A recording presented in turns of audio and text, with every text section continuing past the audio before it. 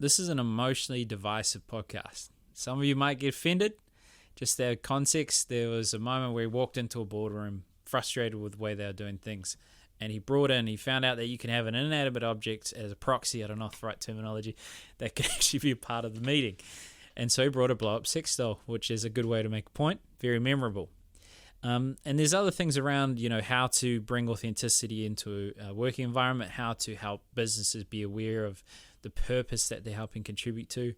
But I think most importantly, this is a lesson on, irrespective of the way a person approaches life or views the world, you should always have a curiosity, an empathy, and understanding of why they think that the way that they do and how they came to those conclusions.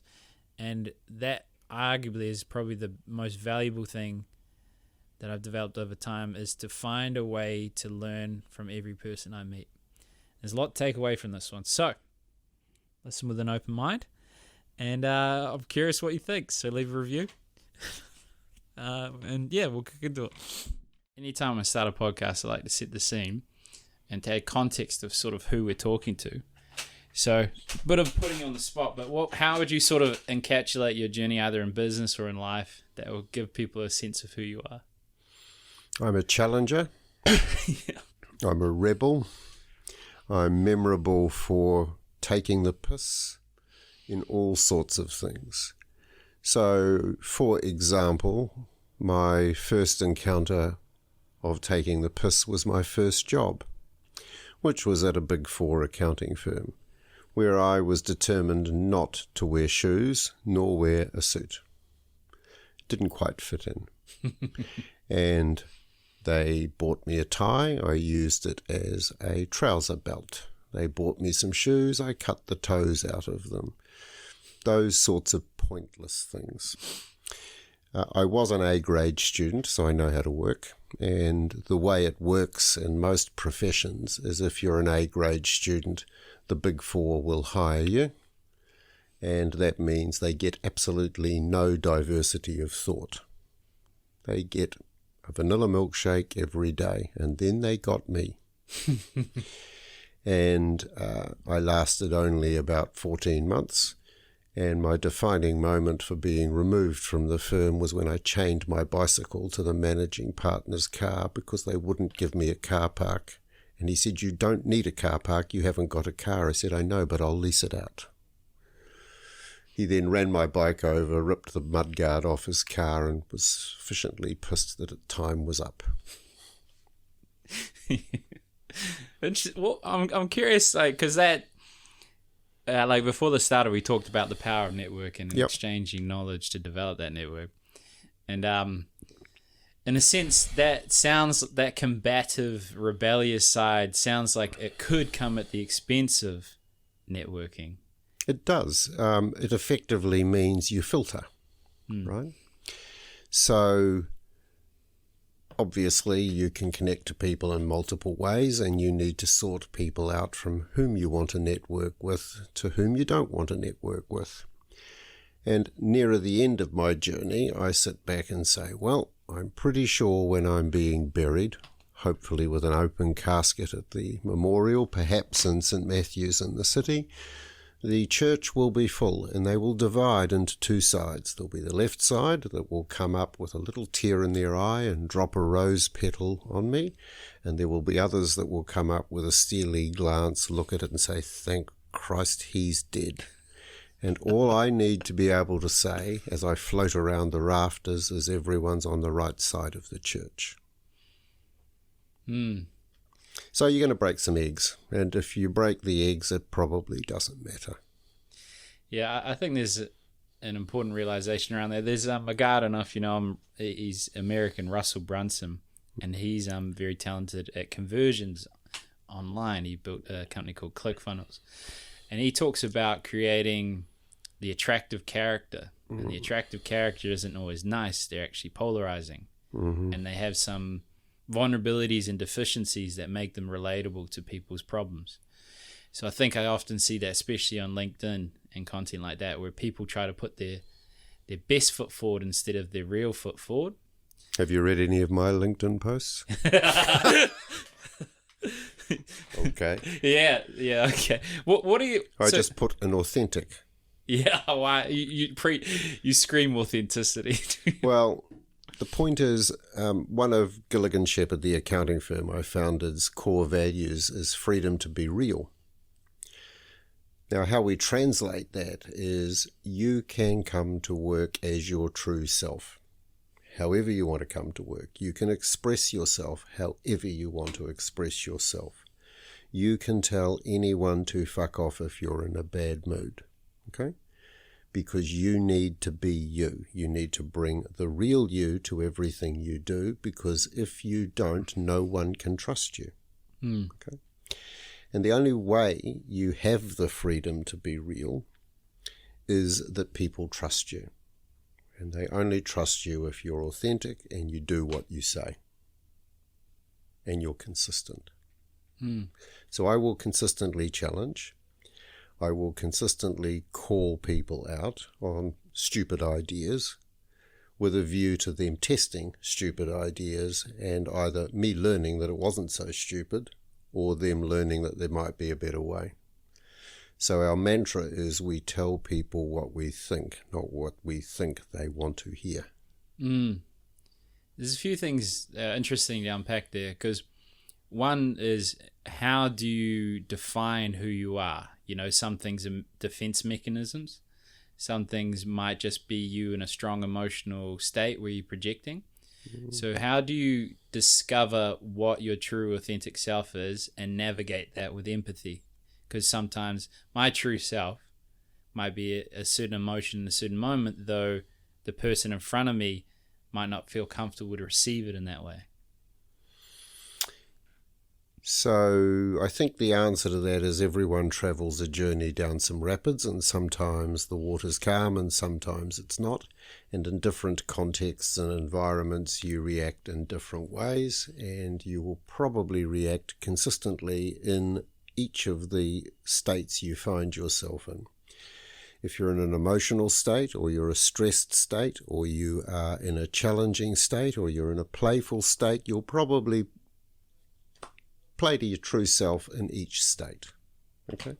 So no one is consistent across all environments in which they operate. No one is. No. Okay?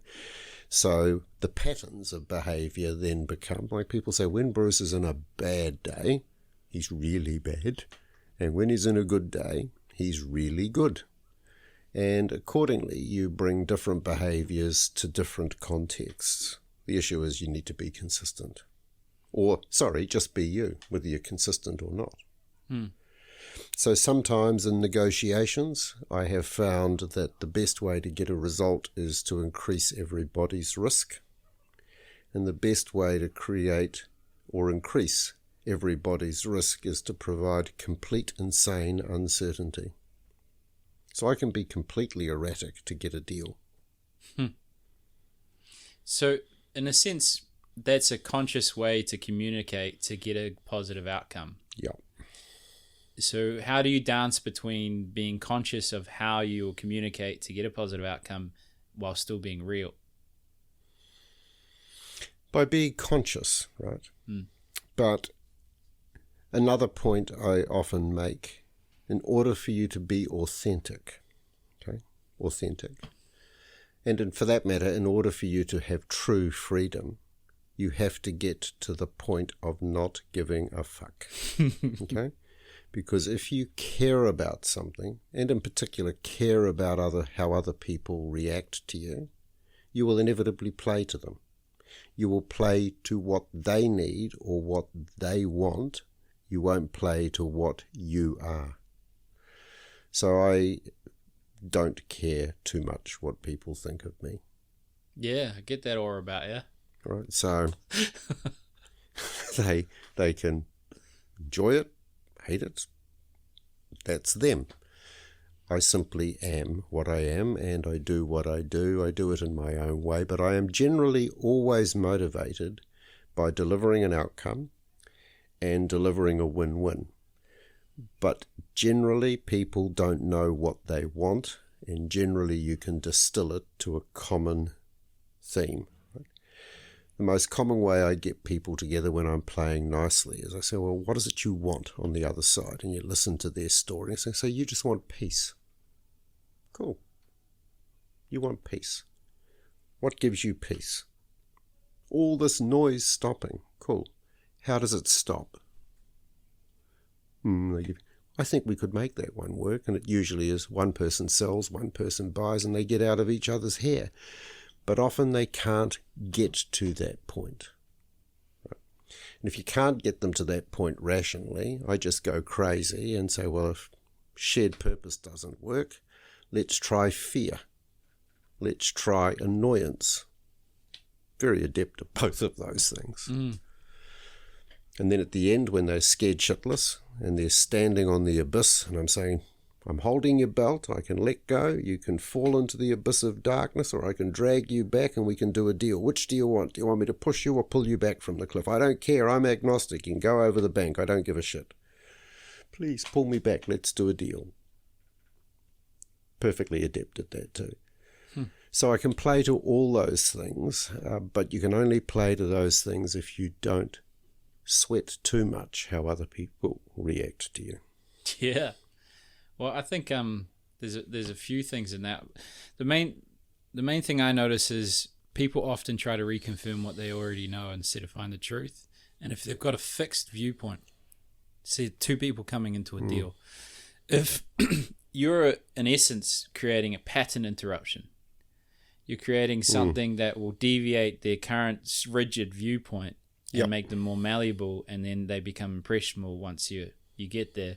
And not all people were raised with love. Some were raised with fear. Some had different mental frameworks of how they approach problems and how they respond to others. So it's interesting. Yeah, everyone travels their own journey to an outcome at their own pace. And the art of a deal is to converge the time and outcome expectations of the parties, and the usual ingredients are the relative greed of both, the relative fear of both, and the relative tolerance to annoyance or grit in the axle of both. And when you work out what the other side really cares about fundamentally, psychologically, you will get there. Do you find themes? Like I spent a few thousand hours with people over the age of 65, and I asked them what's important about life and why. And they said different things, but they had themes, which was like... I'm still under 65. Oh, yeah? But only just. Oh, yeah. The gold card's coming, brother. Hang in there. You'll get to the ferry for free. Perfect. Yeah. And they said purpose, connection, and independence. And independence could be health, it could be financial, just not burdening others. Do you find themes in business owners or people that you come across of what truly is important for those out there that might not have as intuitive understanding of others and need a framework to sort of dig for an answer? Look, everyone travels that journey, right? So at different stages in your life, there will be different things that are important to you, inevitably. When you're young, it can be all sorts of things, but generally it's about relative survival. Generally. Generally, as you progress through it, it's about competition because you want to succeed. And then it morphs into family and nurturing and the future. Then it morphs into something else. And there's been quite a lot of survey data on how aging takes you through a journey. For most people, when they get to age 65, they wish to believe that their life had meaning, okay, or purpose, right? And if you have a look at the little booklet I've got there, the final article on wealth is the discovery of purpose. And often you will innately have a purpose, but it won't emerge, right? So you will actually be pursuing an innate purpose that's not within your consciousness. The only way it becomes conscious is traveling the journey, and you end up with a eureka moment where you say, wow, by looking at the things I really enjoyed and the things I really hated, things I really enjoyed, I enjoyed because they were running to my sense of self and what I wanted to achieve with meaning. Then you look at the events and you say, wow, I get it. My purpose is to create stuff. I love venture capital. I love business formation. I get a real buzz out of creating something that didn't exist and see it survive and thrive.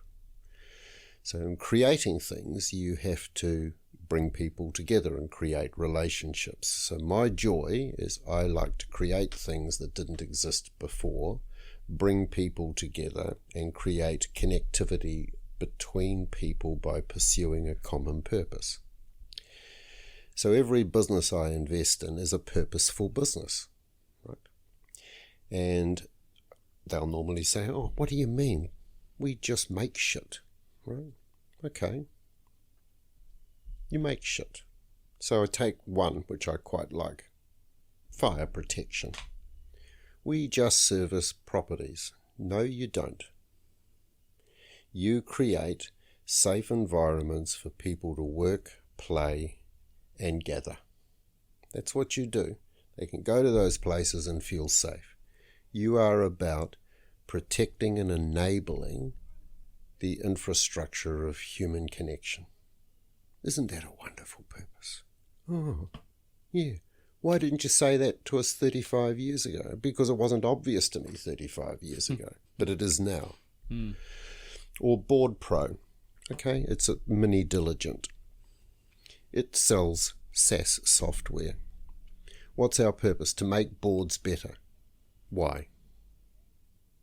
They think they're pretty shit hot anyway. I'm yet to meet a leader who thinks they can be improved, because, you know, they generally know how to lead or they wouldn't be there, because if they can't, the followers will knife them in the back and they'll be gone, right? So you can't teach a leader how to lead, they just have to do it.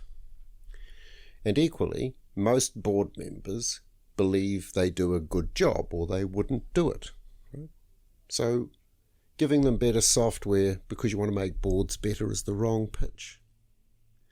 What you're actually doing is this.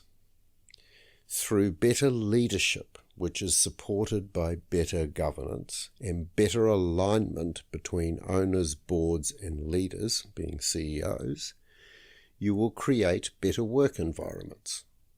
By creating better work environments, you enable people to be happier in their work. They will feel more purposeful.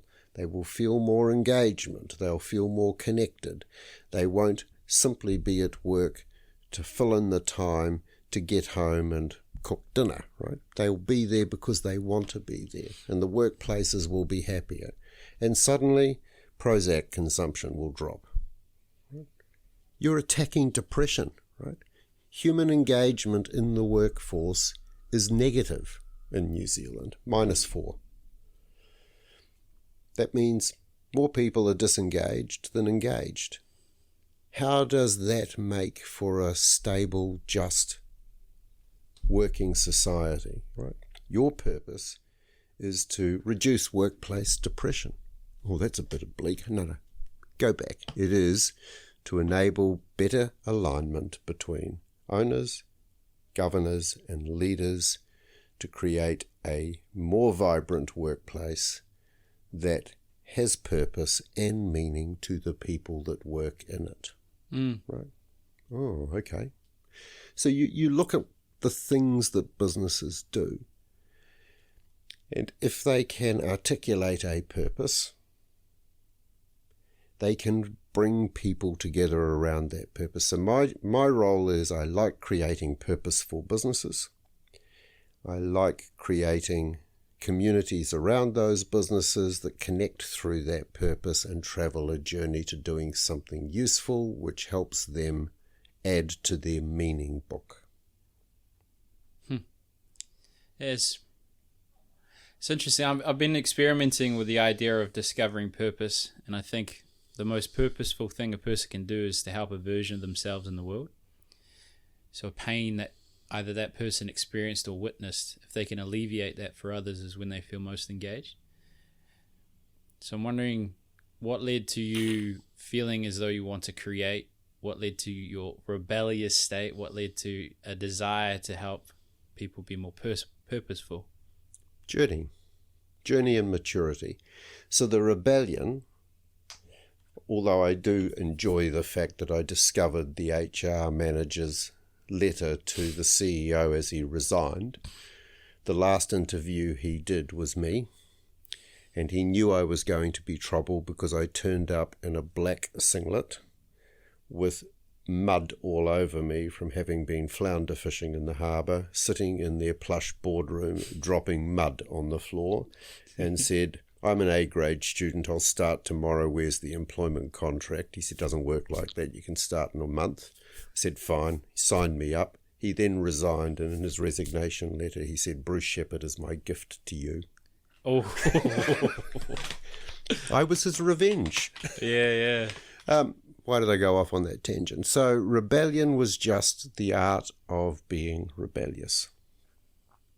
I was a teenager. Of course, 20-year-old, a late teenager. Of course I was rebellious. All kids are rebellious. Were your parents overly strict? Were they free spirits? Were they conformative? Both were alcoholics. So as a child, Dad was a rebel. He got back from World War II, became a waterside worker, led to the waterfront strikes in 1951. So he was a unionist rebeller, happily stole from the waterfront, made home brew when we effectively had prohibition, set up our home as a bar, imported some one-armed bandits, poker machines, and ran a casino. He was a rebel. Interesting. Did you, at an early age, have to grow up quickly if you have these rebellious parents that, are medicating their emotions through a substance? Did you have to find either purpose to justify the challenges you were going through, or was it not challenges, it was just a way of life? Or just a way of life. Most kids, they were happy drunks, not violent drunks. Okay. Right? They were asleep at the wheel drunks, not active drunks. And overall, when they weren't medicated, they were okay parents. Okay, but you knew just to keep out of their way. But the other problem with that is pretty hard to take friends home to a speakeasy.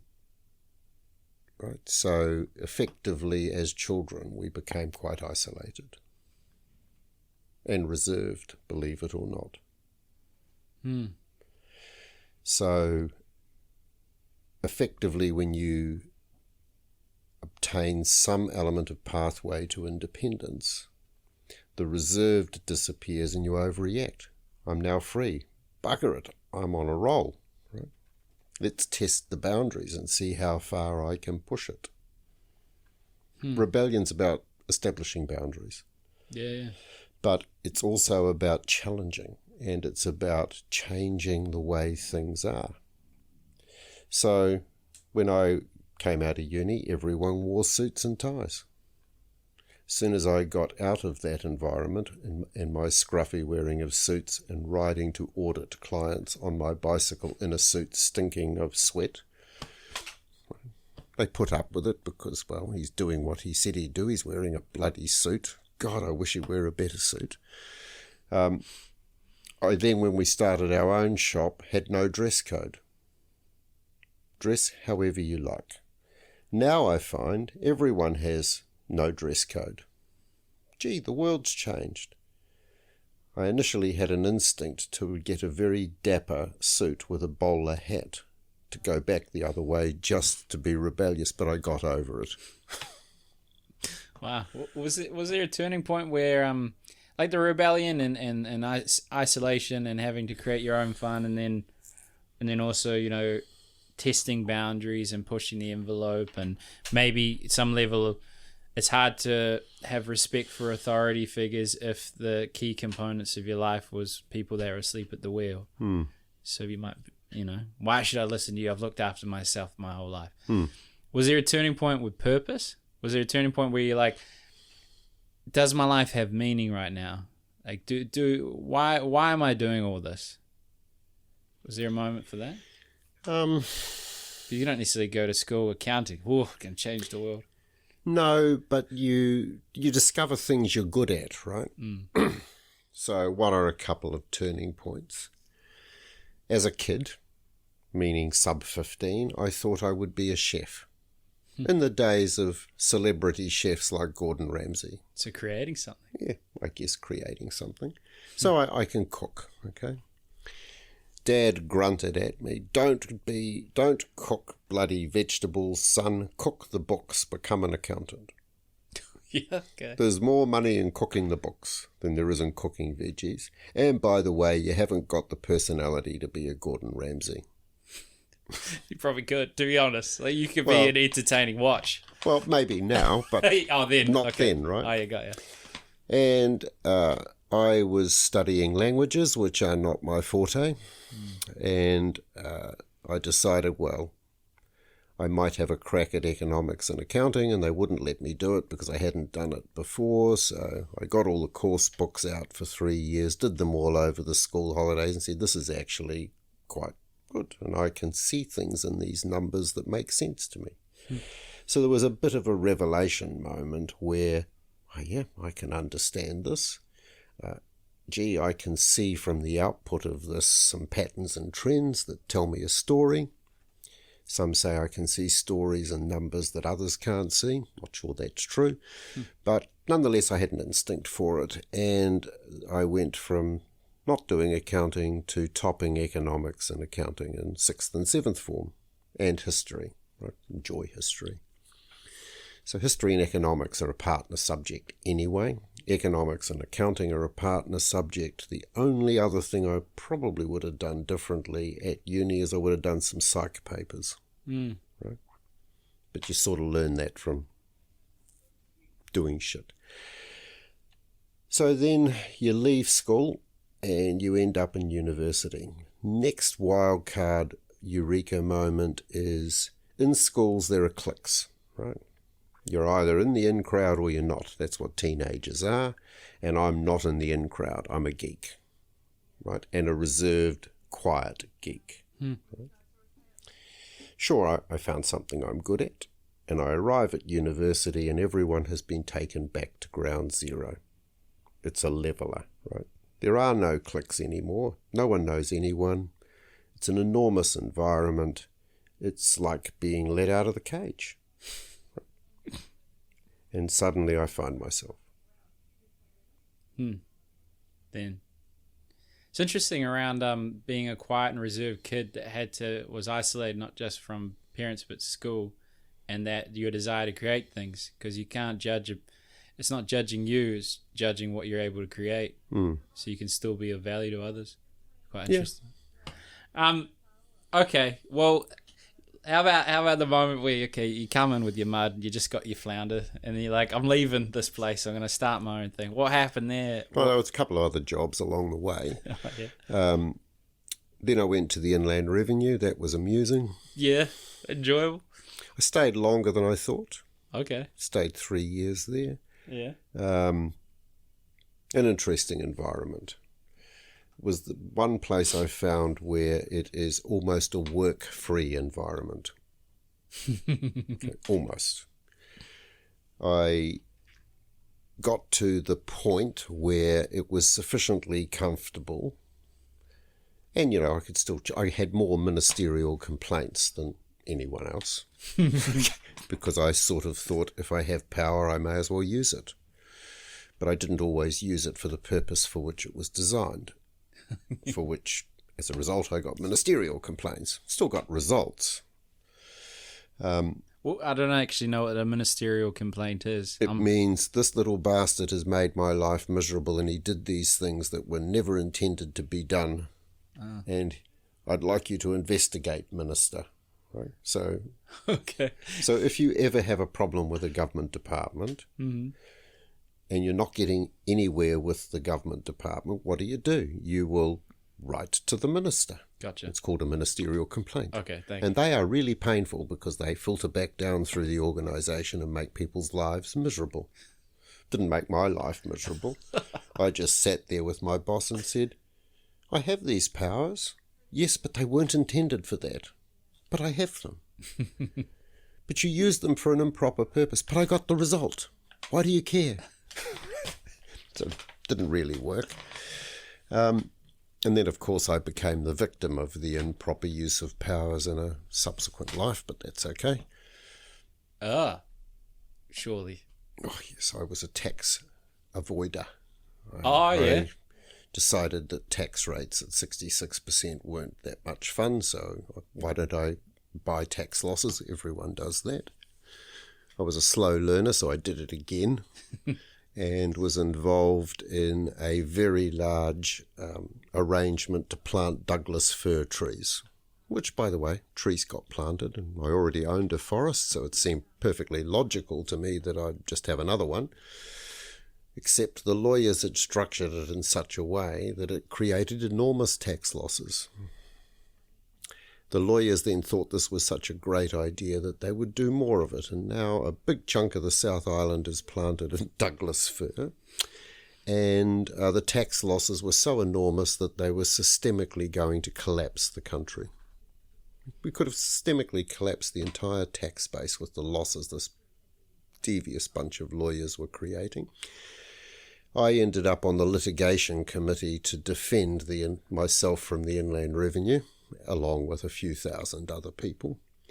And the Inland Revenue used various powers that it had in a very commercial manner, right?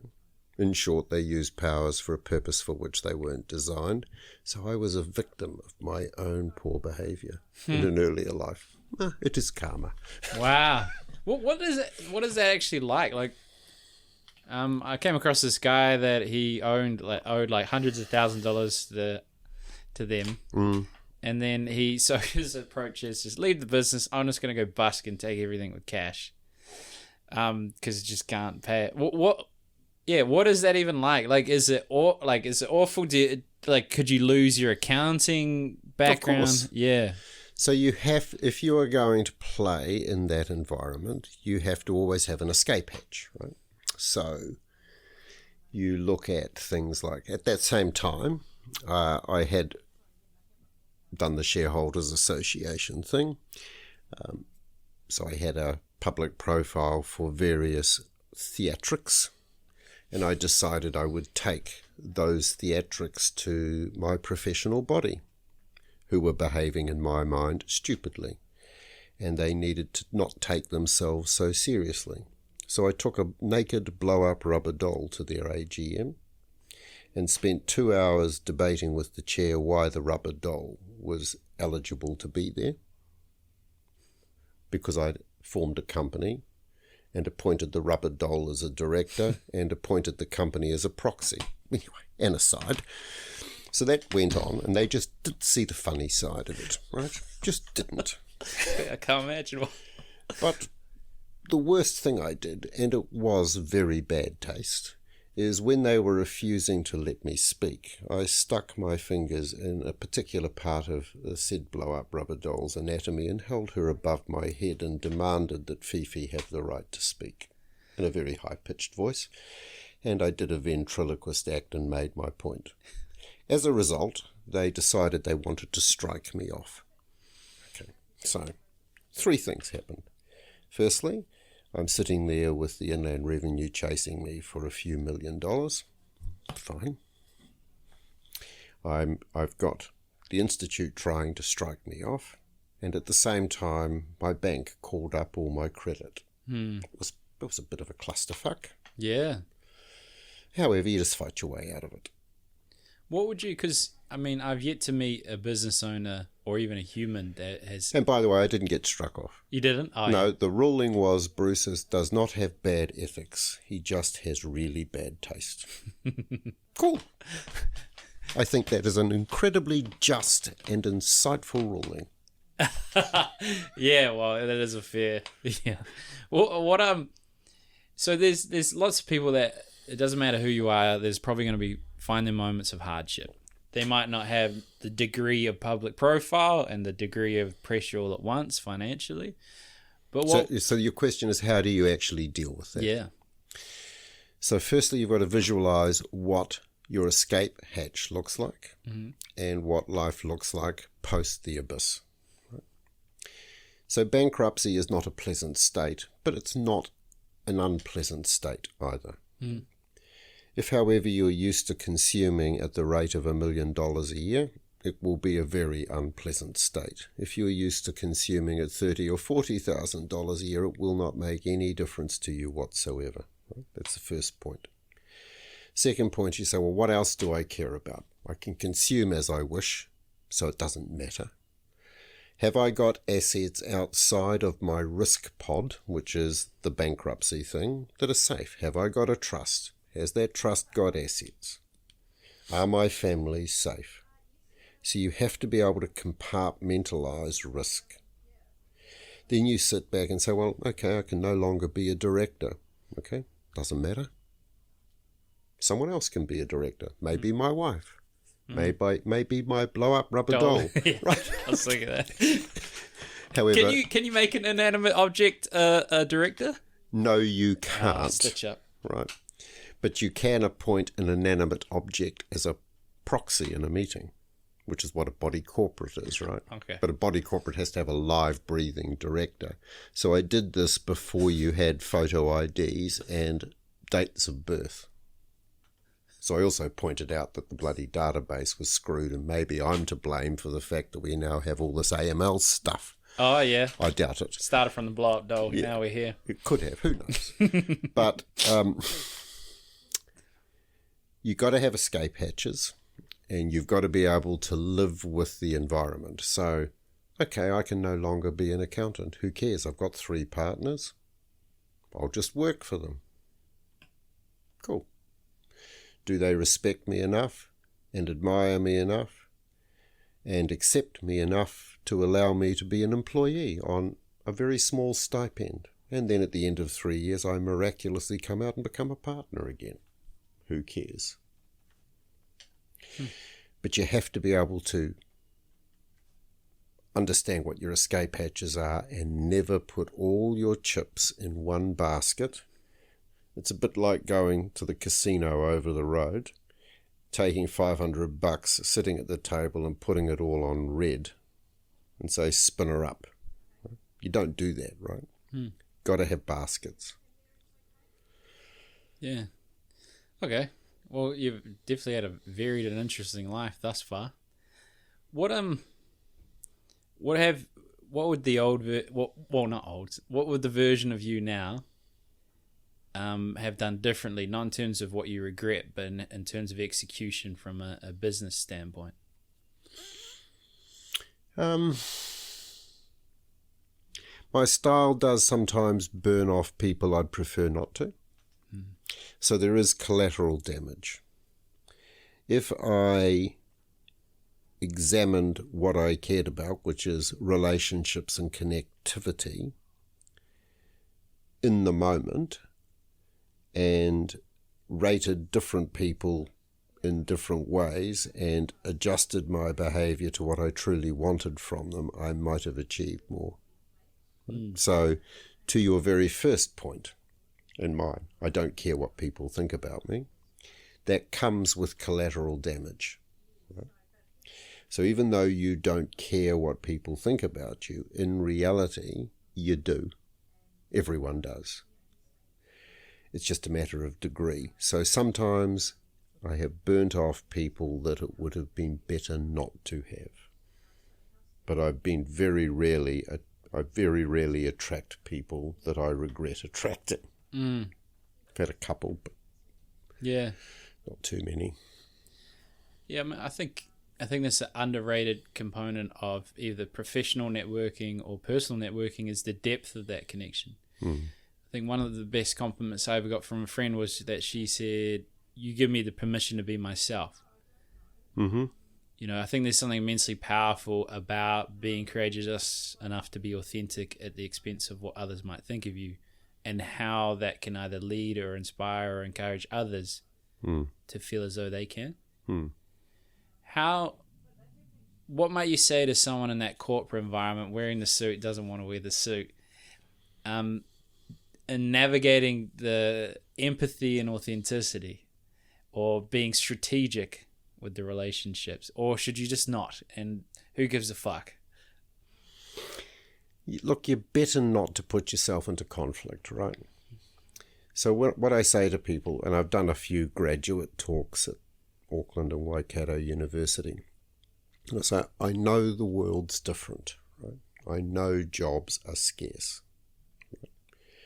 You can either prepare a CV and scattergun it out, and that's like funnel marketing, right? Pointless, right? You'll send out 1,000 CVs, you might get 2 responses, you might get 1 interview, and then you're told to fuck off, right?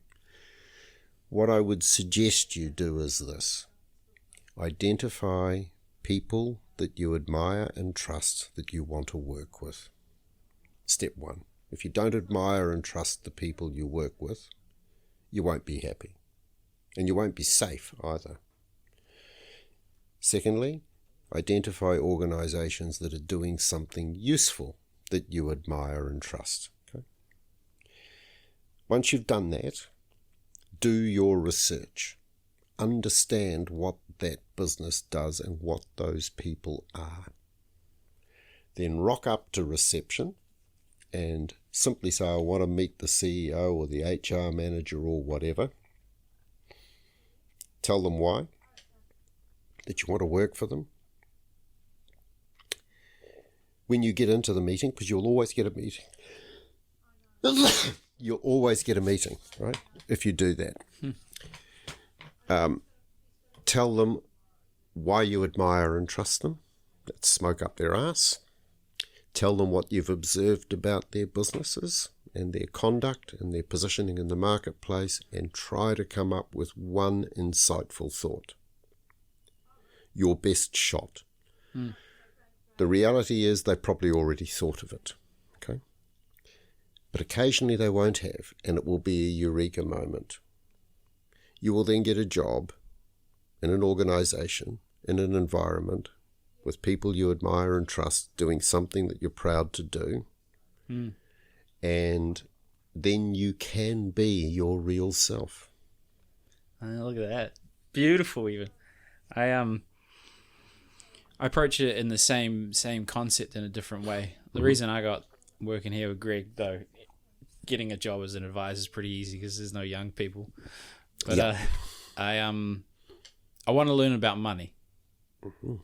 So I had some money, so I was like, I'll run events and I'll attract an audience. I don't think many advisors can attract an audience, so I'll do that. And then I'll door knock businesses and ask them, hey, do you want to speak? So Greg said yes. And then from there, paid for my studies, hired me, all that sort of stuff. And I think that's an important thing, is to think of how you can add value to your ideal either client or your ideal person that you want to work with. A modern and low-hanging way to do it with LinkedIn is a lot of incredible people make content that no one cares about or engages with. If you make a list of those companies you want to be a part of and leave your valuable 2 cents in their comments consistently over a period of time, and do it in volume across lots of different people, and then think about how you could do your outreach, which is either the connection or meeting in person, because they'll be familiar with you. Not only that, everyone that sees or likes that content will get a notification that you commented. So it's an efficient use of your time. You're adding a meaningful connection, and they're buying into you before they're buying into your experience and that sort of thing. So we've done 42 minutes. So I'll be curious on a direction, either an idea or a topic you're exploring at the moment, a realization you're having within the business. What is something at the moment that you're fascinated by in terms of enhancing a business or enhancing your life? Or I've been through a number of pet fetishes. Right? Oh, you're going to explain that.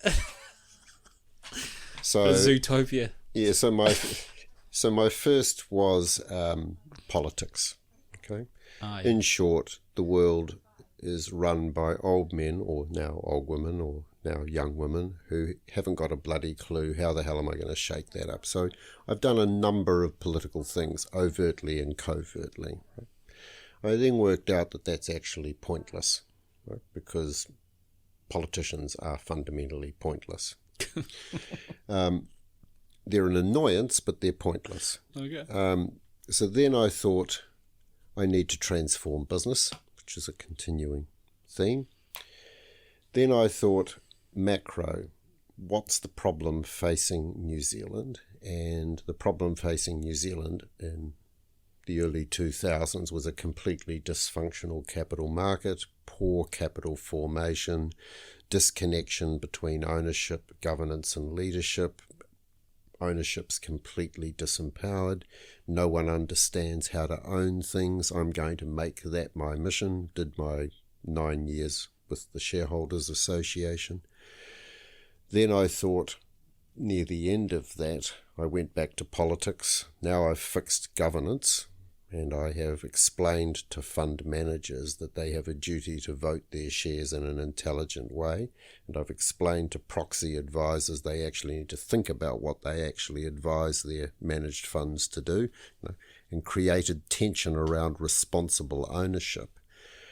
I then figured out in the late 2000s that the macroeconomic settings and New Zealand spending $1 and earning less was going to end badly, and started championing changes to the regulatory environment.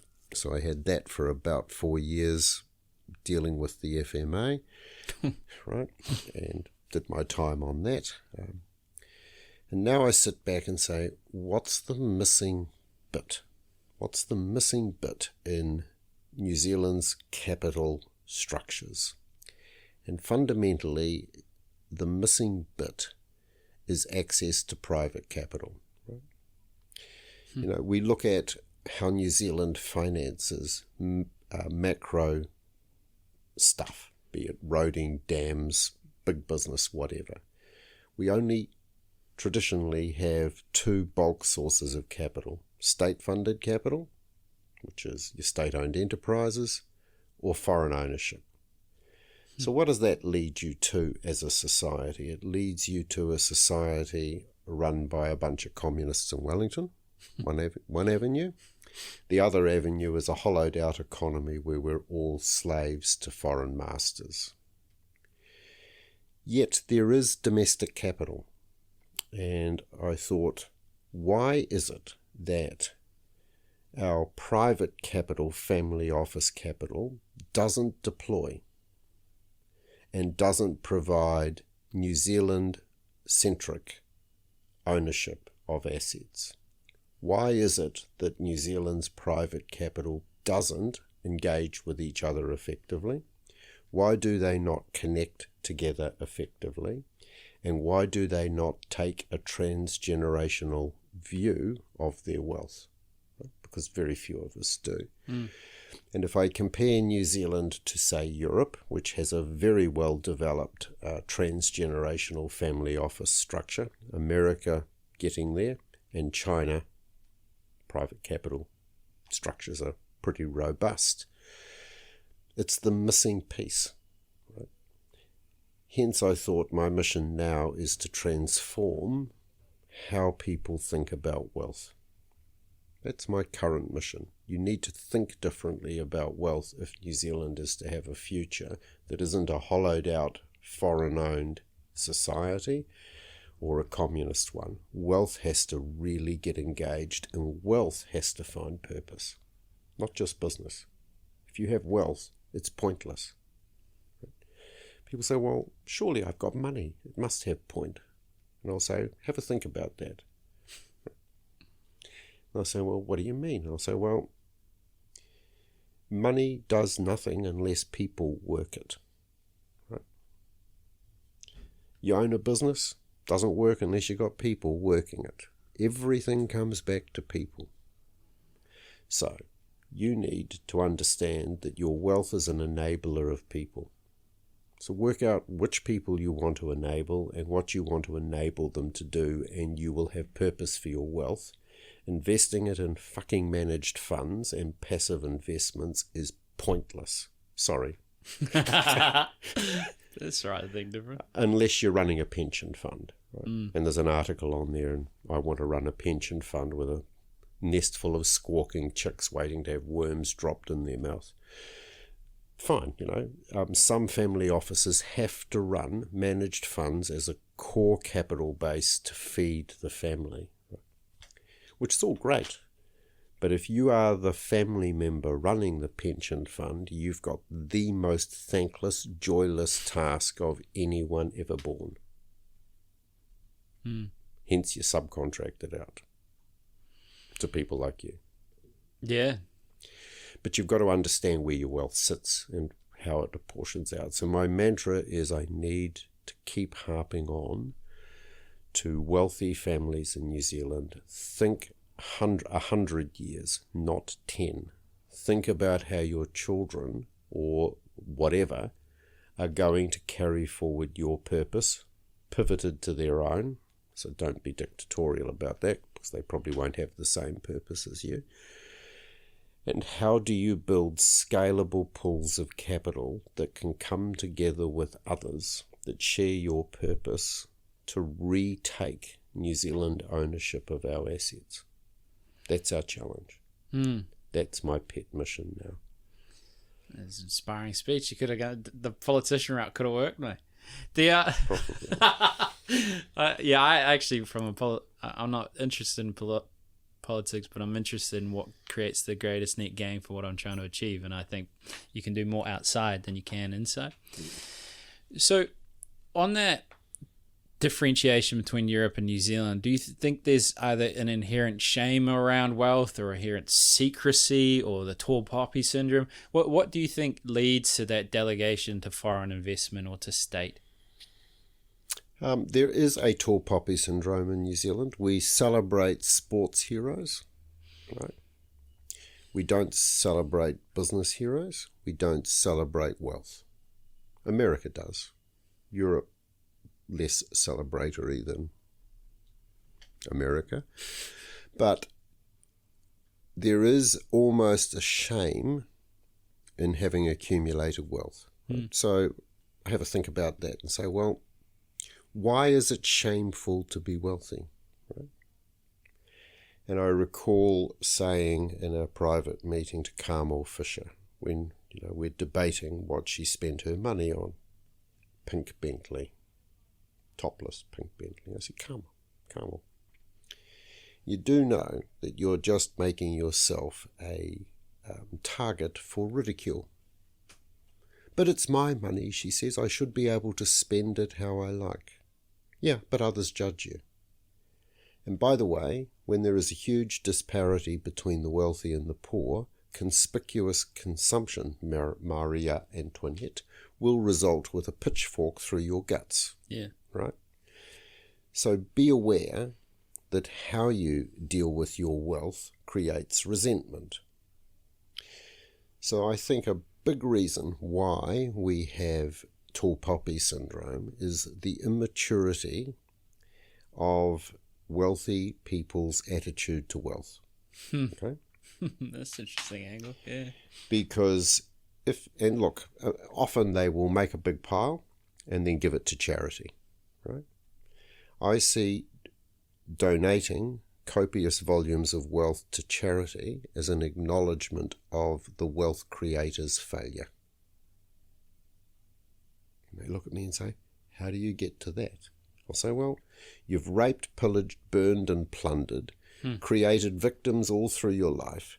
You've got to the end of your life and you feel guilt and regret, and you appease your guilt and regret by donating to charity to fix the wounds and damage you've done. Hello? It's pointless. Why do you not simply use your wealth to enable others to succeed? You get your share, they get their share. Use your wealth to make other people wealthy. They'll make you wealthy along the way. Yeah, it's interesting. Yeah. And if you do that, and you create things, and you create jobs, and you create opportunity, and you create a dynamic business environment where things are exciting, the people will be excited. They won't resent wealth. They'll understand that wealth, when deployed purposefully to create wealth in others, is actually a useful and desirable thing. So I think the tall poppy syndrome is to a point self-induced, but it is unhelpful. Yeah. There's a few things. I'm a believer that humans have an inherent understanding of unfairness. By that I mean that they did the study with monkeys with feed one cucumbers, feed one grapes, and every time they did an action, one would get grapes, the other one would get cucumbers, and they would start freaking out, getting upset. This is unfair. This is bullshit. Another concept is this study they did with zebras. You've read Frigonomics then? I haven't read that one. You haven't? No, I just watched a video, a TED talk about it. Get the book out, Frigonomics. It's just gorgeous. Okay. Well, I haven't read a book in a while, so that'll be. I'll do the summary. How's that? I'll watch the summary and I'll get a Frigonomics. Another thing you talked about was around the standing out, and there was an interesting thing they did with zebras, because it makes no sense to stand out that much. But what they found is they couldn't work out what was the zebra. Like, was it this one we're studying or that one? So they started leaving marks, like a red dot or a clip. And they would find that zebra would get killed. And it was because it wasn't so much that they are camouflaged, it's that they stand out from the rest of the herd, so there can be a concerted effort to attack them. And I think there's something about that inherent feeling of unfairness, as well as someone to focus on and direct that feeling of unfairness. And if you're lavishly showing off that wealth or done it in unfair means, then I can see why that would contribute to that narrative. So, but remember, standing out can often be conditioned among humans. So among humans, we can choose who stands out and who doesn't, and who should be a victim and who shouldn't. And boy, do we do that well. Right? So within living memory of some people who are still alive, Adolf Hitler did a pretty good job of demonizing people that did not need to be demonized. Right? And what are we doing today in New Zealand? Right? I am amused by David Seymour, but I do get his point around co-governance, and I do get his point around us creating a special class in New Zealand of people who happen to claim to be Maori. Right? I get that he's got a point. We're doing it in an opposite way, right? So Adolf Hitler created a class to be demonized, which is one side of the coin, saying Jews now stand out, so let's gas them, which is the zebra equivalent of eliminating them. We're doing it the opposite way. We're creating a special elite class, although they don't feel elite. They feel aggrieved, but nonetheless, we're creating an elite class, which by elimination means the rest aren't. So when you start thinking of people as sub or superior, you create divisions and you create disharmony, and it's just wrong. Just is. Do you think it's promoting them as superior, or promoting their problems is more important? So I don't see people out there worshipping Māori, you know what I mean? Like, they're not. Well, we all have problems, right? So when Maori say we are impoverished, I say, well, there's a big rump of white trash too, right? So you don't have that uniquely. What you have uniquely is a sense of grievance for things that happened in the past that put you on a journey to poverty that would not have been so if the journey had been different. Okay, you have that uniquely, for sure. But doesn't it, after nearly 200 years, sound a little bit like an excuse? Right. Geez, yeah, you're putting it out there, aren't you? What would be... Okay, let's approach it from a different route. Let's say, okay, we don't need to agree on... So we've got the wealthy that are demonised, right? Yeah. We've got everyone but Maori that are now being demonised in New Zealand. We have same-sex couples and families being demonised because we are demolishing family in one form or another through all sorts of social interactions that we have. There's a whole lot of interesting stuff going on. But none of it is fundamental to me that I'm going to get on a hobby horse about. The main hobby horse I've got is wealth needs to grow up. Yeah. The angle I was going to go was from an empathetic standpoint. If you, let's say, there seems to be an immense humanity within you, as well as a polarizing expression of who you are, and a defiance and a rebellion. What would be an empathetic way to lift us all up, acknowledging that there might be a disparity in terms of what led them to this point, in terms of our ancestral contribution to that, or not, depending on what you feel? What would be an empathetic way to approach and to support and to improve the unfairness? It involves both parties wearing the other party's shoes. So the only way you get to an empathetic outcome is for non-Maori to wear Maori shoes for a day and Maori to wear non-Maori shoes for a day and wear the other person's perspective. So given that I am not a Maori, I need to wear the Maori's shoes. So I think the start point is to empathy is understanding and listening and hearing. Okay. Then when you've heard it, you have to distill it to its essence, acknowledge it, reframe it subtly, and move it forward. Okay.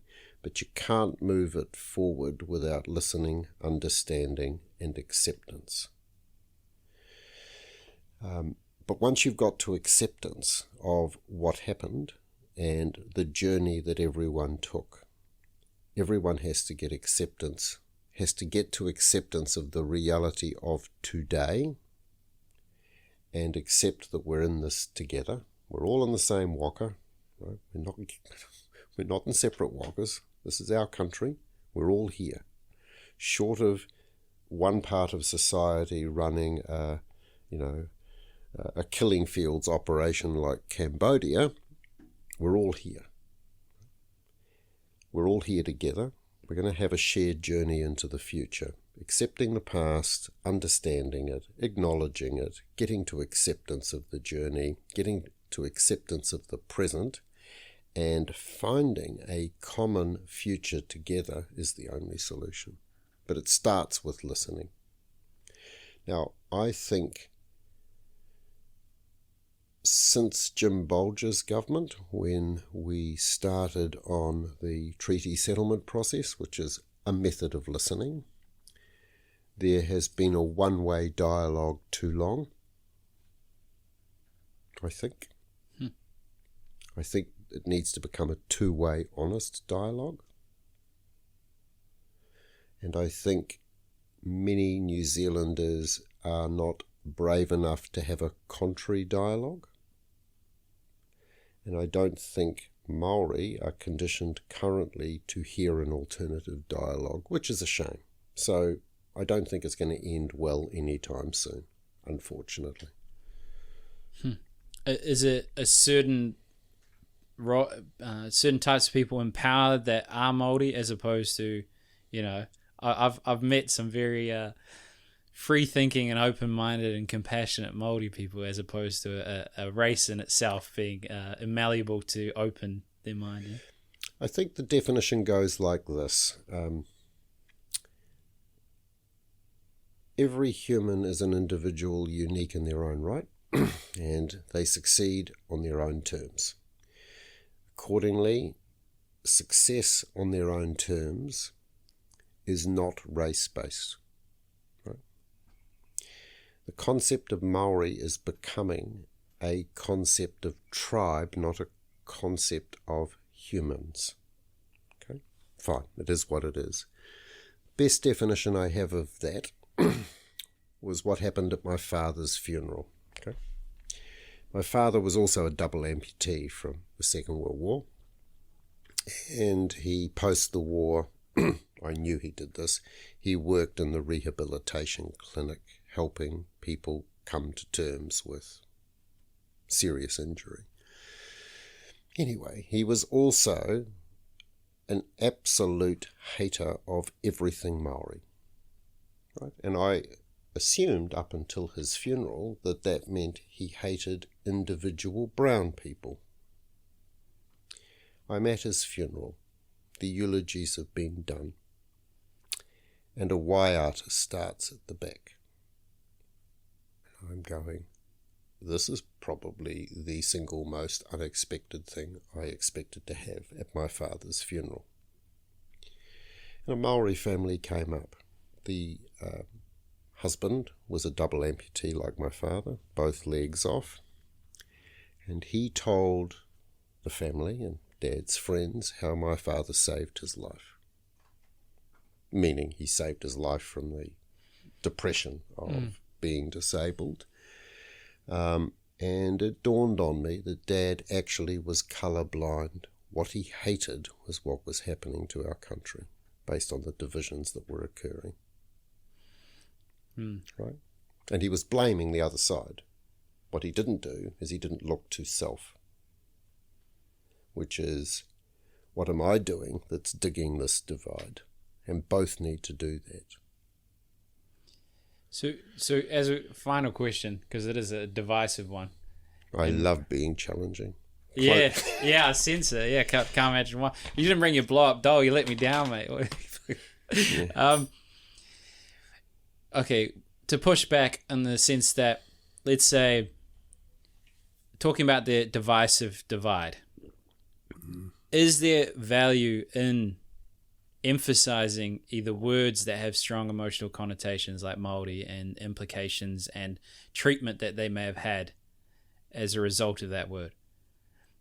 Is it worthwhile to make a generalization about that word as opposed to speak of the problem and to speak to the individuals? You know, is that not further compounding the divide? Probably. But just as Europeans, British, French are just labels, when I was a child, the term Maori was just a description of a journey. They were still humans. They were still just people. They were our neighbours. Right? You didn't actually see them as materially different to us. In the last 50 years, that journey has changed. That is a tragedy for me as a fourth or fifth generation New Zealander. Okay. All right. Well, on that note, I think a person that hears or finds your unique way of approaching things and who you are, finds that interesting, or even might find other people in your organization worthwhile, and then they should reach out. Who should reach out, and why should they reach out, and where do they reach out? You know, the pitch. You want me to do a pitch? Do a pitch.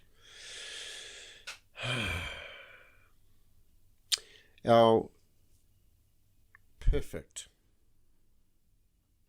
connection occurs with people that are passionate about what they do, are energetic, are driven, are motivated by creation, that are seeking to do something big, that actually want to create connectivity and partnerships.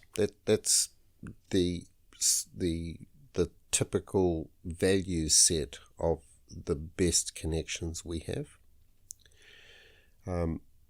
People that actually are aspirational, we connect with well. Certainly we also connect well with wealth families who